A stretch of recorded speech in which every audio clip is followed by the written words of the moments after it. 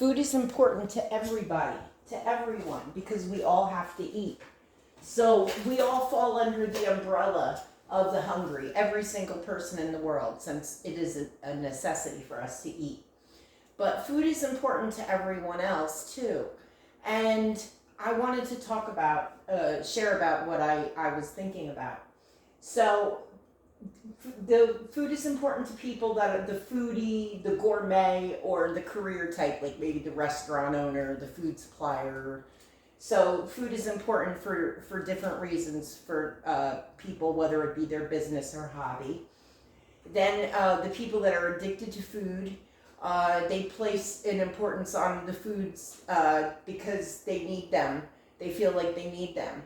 And then the health conscious place an importance on food because they believe that what they put into their body is affects their health. So, you know what?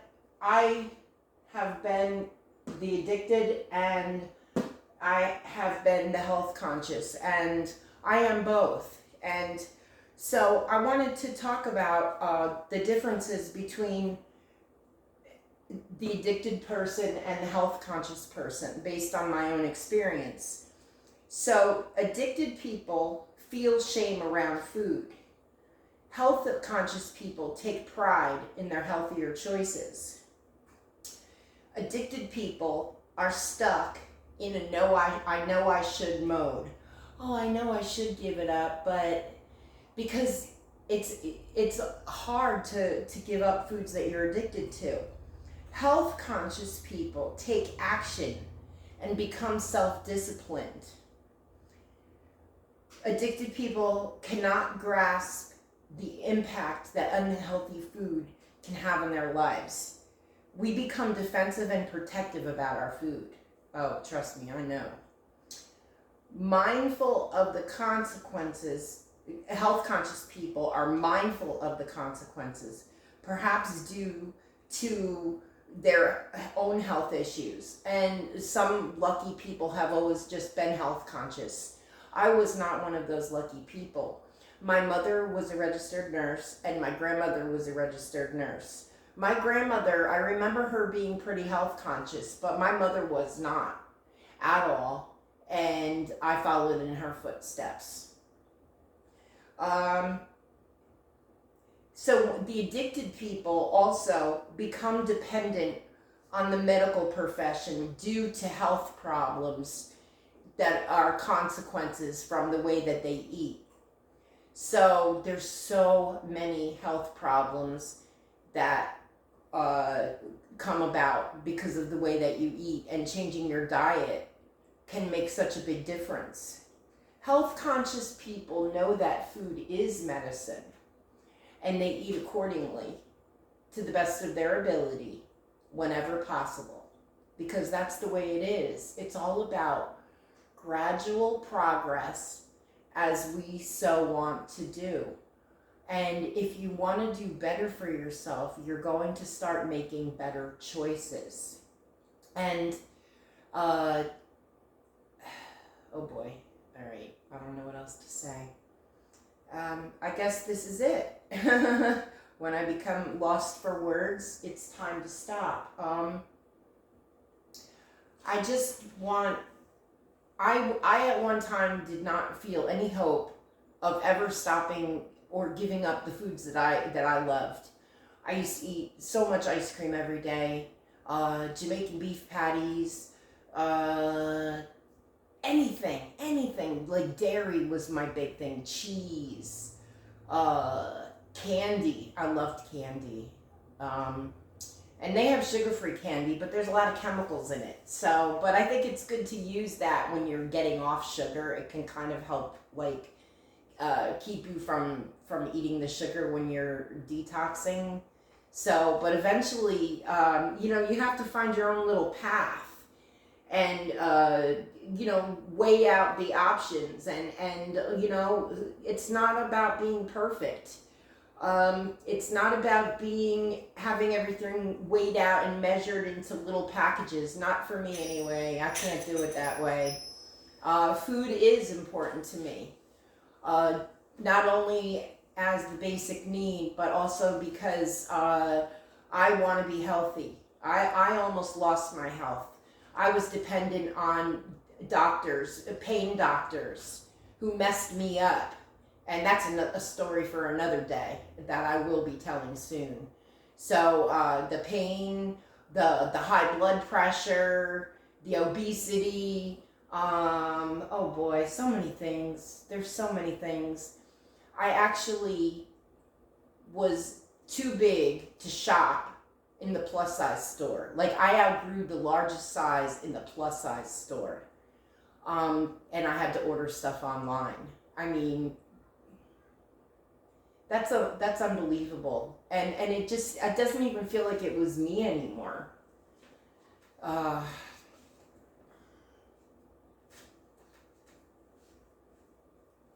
It's a beautiful day. I want to go outside. Fresh air and sunshine are really important. We need to get our vitamin D. One thing that I was lacking in the past was vitamin D, and I spent days in my house, days at a time, where I never went outside except when I had to go to Walmart or to the doctor's. So now I don't really have a big social life, but I love going outside now. And I think that it's really, really important. I feel, because I didn't have it before, I feel the difference in having the sun,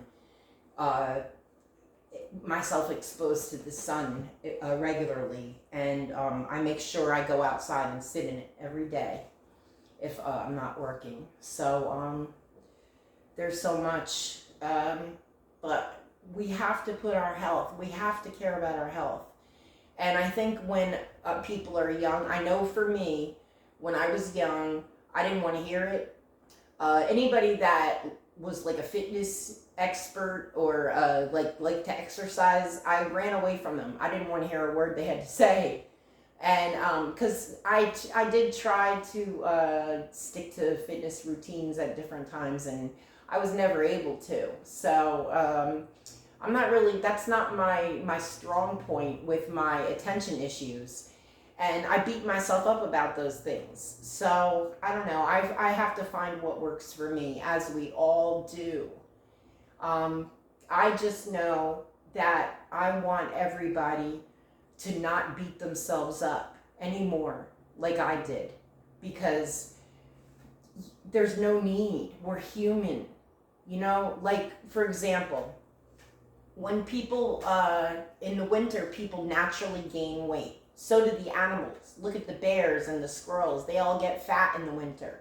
It is our normal human ways. So natural, right? Nature.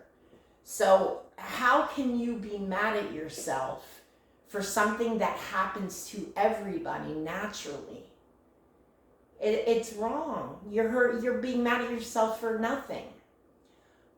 Misconceptions, wrong ideas. When I was 11 years old, some girl who was a few years older than me told me that if my thighs rubbed together, or my thighs weren't supposed to rub together, and that was how like I would know if I was fat. Well, guess what? My thighs rubbed together, and I spent my whole life just hating myself because my thighs rub together. But now I know that women's thighs do rub together a lot because, you know, we're softer. But, you know, like a lot of women, society and poor body images and like holding ourselves up to the ideals that we see on television and in pictures. So when those things aren't possible, when they weren't possible for me, after only a couple days of trying, I used to give up.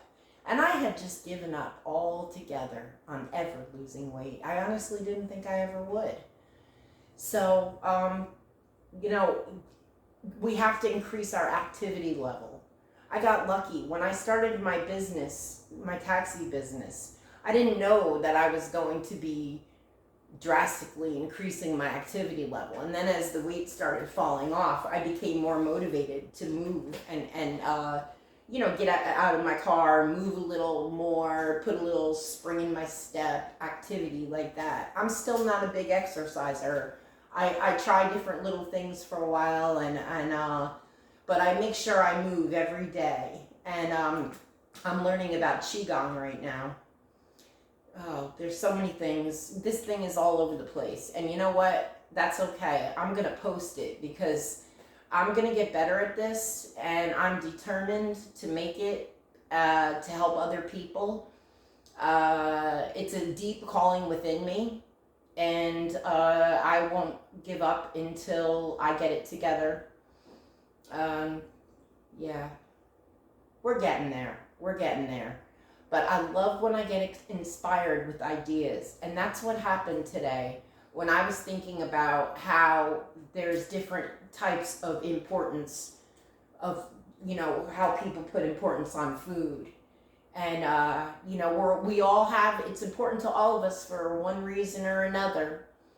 And I've never been one, I'm not a foodie or a gourmet or a career type, never have been. I just like to eat it. But now I'm a lot more careful about what I eat. Oh, maybe too careful sometimes. I'm downright picky. But you know what? You have to be, because nobody else is. People don't know and they don't care. So it's okay. It's okay. Thankfully, a lot of different people are now on a lot of different diets, so we can basically do what we want. I have no opinion on whether meat is okay or not okay. If you want to eat meat, eat meat. If you don't, don't. If you do eat it, though, I say make sure it's organic. And to tell you the truth, sometimes even the organic is a little alarming. I don't know what's happening to organic chicken breast around here in New Jersey, but they've become very big. And they seem to, when I bake them, they seem to release a lot of fluid, like water, liquid. And it's just water. It's really gross. And I'm so put off by it that I've been trying to find ways to not eat it. So that's why I haven't really been eating too much meat lately. But if I found something good, I'd eat it. If it passed my standards. So, yeah. Okay. Well, that's it.